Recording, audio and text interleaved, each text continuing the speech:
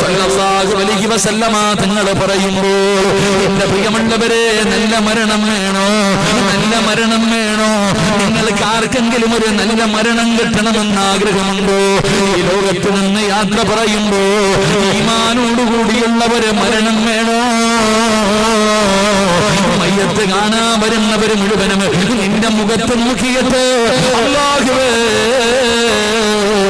എന്തൊരു മരണമാണല്ലോ, എന്തൊരു മരണമാണല്ലോ, ഇതുപോലെ ഒരു മരണം ഞങ്ങൾക്കും തരണേ അല്ലാ. മയ്യത്ത് കാണാൻ വരുന്നവർ മുഴുവനും മരിച്ചു കിടക്കുന്ന നിന്റെ മുഖത്ത് നോക്കിയിട്ട് അവരാഗ്രഹത്തോട് അവര് ദുആ ചെയ്തുകൊണ്ടിറങ്ങി പോകണോ? അതുപോലെ ഒരു നല്ല മരണം നിനക്ക് വേണോ? എന്റെ പ്രിയമുള്ള സഹോദരാ, അല്ലാഹുവിന്റെ പ്രവാചകൻ 5 നന്മകൾ പറഞ്ഞു തരികയാണ്. അല്ലാഹുവിന്റെ റസൂൽ 5 നല്ല കാര്യങ്ങൾ പറഞ്ഞു തരികയാ. ഈ 5 നല്ല കാര്യം ചെയ്യുന്നവർക്ക് അല്ലാഹു നല്ല മരണം കൊടുക്കുമെന്ന് ആദരവായ പ്രവാചകൻ നബി മുഹമ്മദ് മുസ്തഫ, ആദരവായ പ്രവാചകൻ നബി മുഹമ്മദ് മുസ്തഫ സല്ലല്ലാഹു അലൈഹി വസല്ലമ തങ്ങൾ പറഞ്ഞു, 5 നന്മകൾ നിങ്ങൾ ആരെങ്കിലും ജീവിതത്തിൽ ചെയ്താൽ, ഈ സദസ്സിലിരിക്കുന്ന നിങ്ങൾ ആരെങ്കിലും ഒരു 5 നല്ല കാര്യങ്ങൾ നിങ്ങളുടെ ജീവിതത്തിൽ ചെയ്യാൻ തയ്യാറായാൽ, മരിച്ചു കിടക്കുന്ന സമയത്ത് മയ്യത്ത് കാണുന്ന ഓരോ മനുഷ്യനും ആഗ്രഹിക്കും നീ മരിച്ചതുപോലെ മരിക്കാൻ. അല്ലാഹു അങ്ങനെ ഒരു മരണം നൽകുമാറാകട്ടെ. അല്ലാഹു അങ്ങനെ ഒരു മരണം നൽകുമാറാകട്ടെ. ഉറക്ക അല്ലാഹുവേ പടച്ചവനെ ലാ ഇലാഹ ഇല്ലല്ലാഹ് മുഹമ്മദുർ റസൂലുള്ളാഹ് എന്നുറക്ക പറഞ്ഞ് പുഞ്ചിരിക്കുന്ന മുഖത്തോടെ സ്വർഗം കണ്ടു മരിക്കാൻ ഞങ്ങൾക്ക് എല്ലാവർക്കും നീ ഭാഗ്യം നൽകണേ തമ്പുരാനെ. അല്ലാഹു നമുക്ക് ഭാഗ്യം നൽകി അനുഗ്രഹിക്കുമാറാകട്ടെ. എന്റെ പ്രിയമുള്ള സഹോദരങ്ങളെ, അതിനുള്ള വഴി എന്താ? അതിനുള്ള 5 നന്മകൾ എന്താ? അല്ലാഹു നമുക്ക് നല്ല മരണം തരാന് എന്റെ പ്രിയമുള്ളവരെ നമ്മുടെ ജീവിതത്തിൽ വേണ്ട ഒന്നാമത്തെ കാര്യം എന്തെന്നറിയുമോ?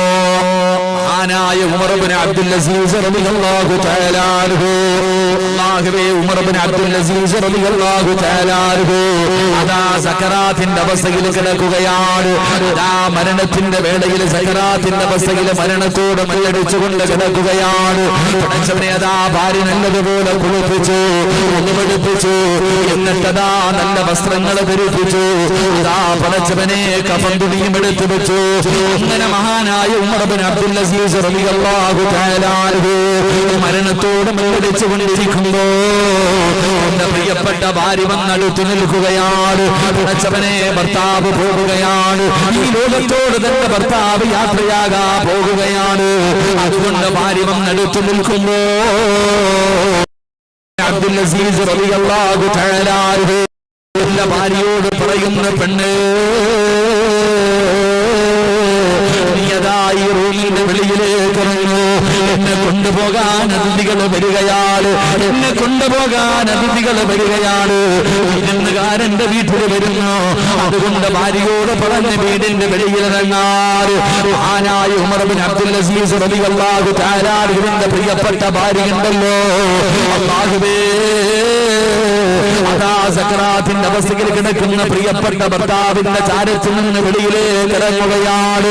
ഭർത്താവ് പറഞ്ഞത് വിരുന്നുകാര് വരുന്നതെന്നാണ്, അല്ലാഹുവേ അതിഥികൾ കിടന്നു വരുന്നെന്നാണ്.